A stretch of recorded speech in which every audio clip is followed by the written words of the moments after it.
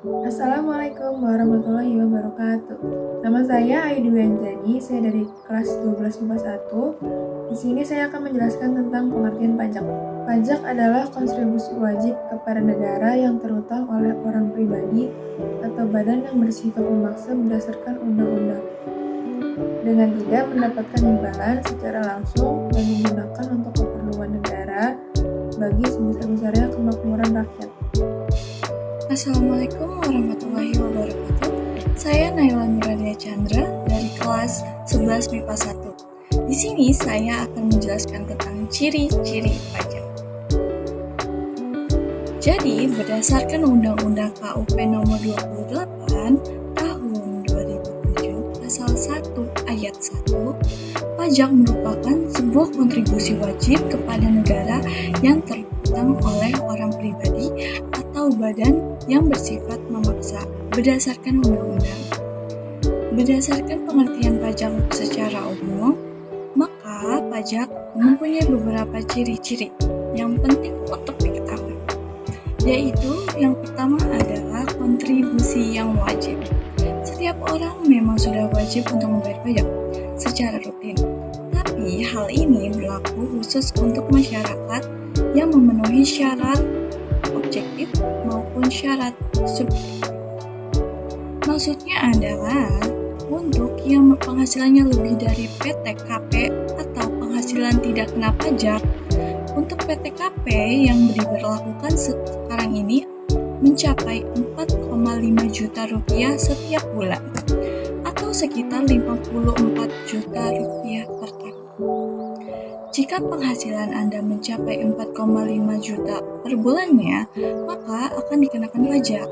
Sementara itu, bagi seorang wirausaha atau pengusaha yang memiliki omset rutin, maka tarif PPh sebesar 0,5% diberlakukan dari jumlah peredaran bruto atau omset hingga mencapai 4,8 miliar per tahun. Yang kedua adalah bersifat memaksa. Bagi yang memenuhi syarat subjektif maupun syarat objektif, memang sudah wajib untuknya untuk membayar pajak. Jika seseorang tidak membayar pajak dengan sengaja, maka akan diberikan sanksi administratif maupun hukuman pidana. Yang ketiga adalah dikelola pemerintah. Pemungutan dan pengelolaan pajak akan dilakukan secara langsung oleh pemerintah, baik itu pemerintah pusat maupun pemerintah daerah, dalam tingkat provinsi serta kabupaten dan kota. Meskipun dikelola pemerintah, tapi manfaat pajak dirasakan oleh semua warga. Lembaga pemerintah yang ditunjuk untuk mengelola perpajakan yang ada di Indonesia adalah DJP atau Direktorat Jenderal Pajak.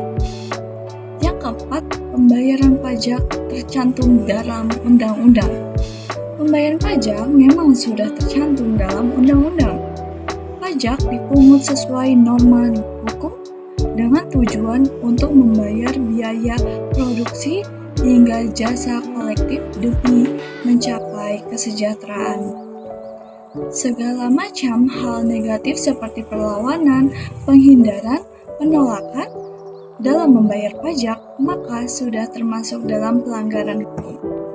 Yang kelima, sebagai anggaran pemerintah. Peran pajak dalam kehidupan negara memang sangat penting, terutama untuk melaksanakan pembangunan.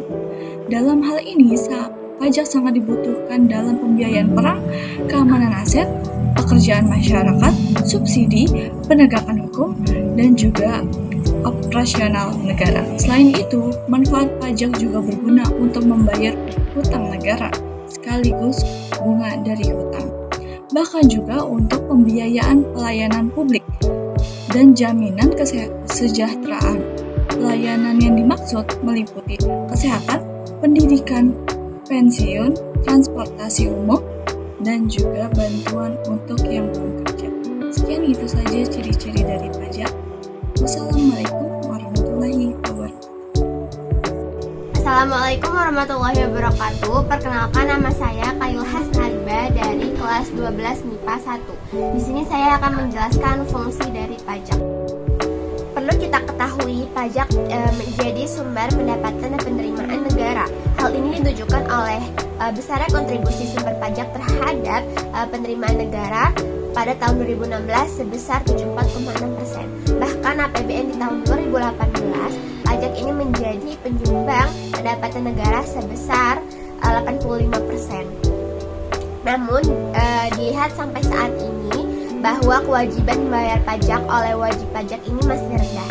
Hal ini juga disebutkan oleh Ditjen Pajak bahwa kepatuhan warga Indonesia terhadap membayar pajak ini yang dilihat dari tax rasionya hanya 10,3%, yang mana itu masih sangat rendah.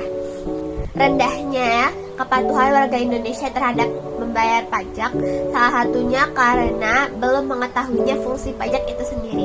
Oleh karena itu, kita akan membahas fungsi pajak. Fungsi pajak sendiri itu ada 4. Yang pertama ada fungsi anggaran.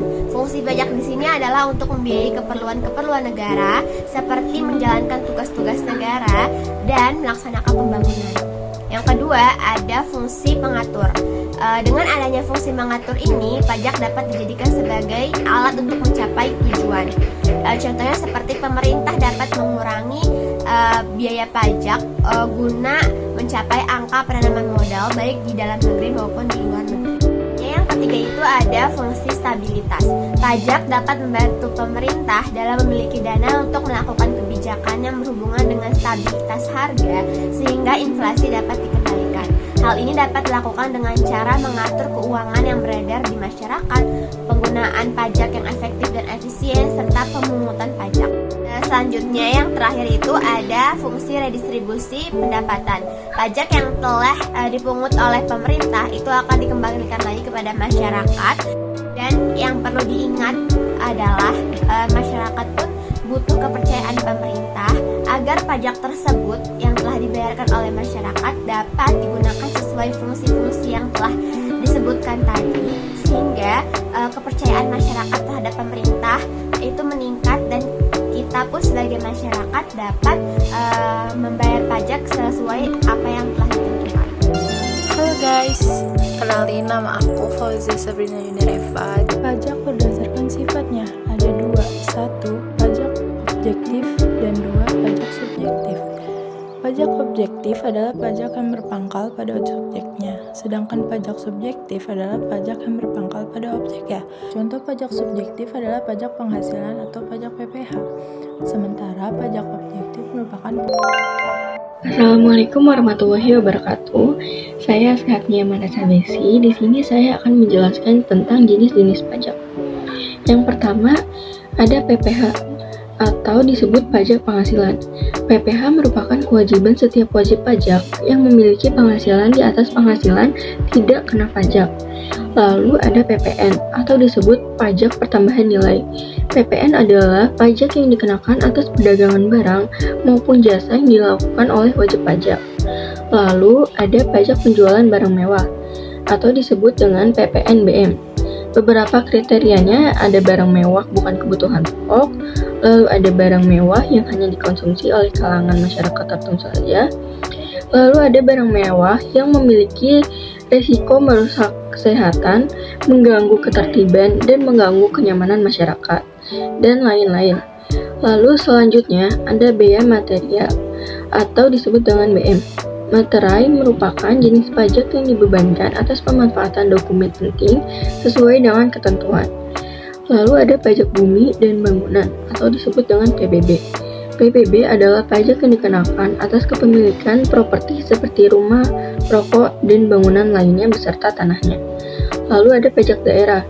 Bukan hanya untuk pemerintah pusat, pajak juga merupakan sumber pendapatan untuk pemerintah daerah. Lalu ada pajak daerah provinsi.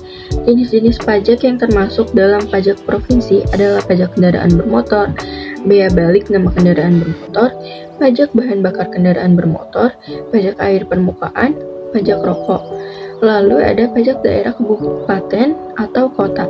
Selain itu juga ada jenis-jenis pajak yang pengelolaannya menjadi domain pemerintah kota atau kabupaten, seperti pajak hotel, pajak restoran, pajak hiburan, pajak reklame, pajak penerangan jalan, pajak mineral bukan logam dan bantuan, pajak parkir, pajak air tanah, pajak bumi dan bangunan pedesaan dan perkotaan. Lalu ada pajak sarang burung walet. Sekian dari saya.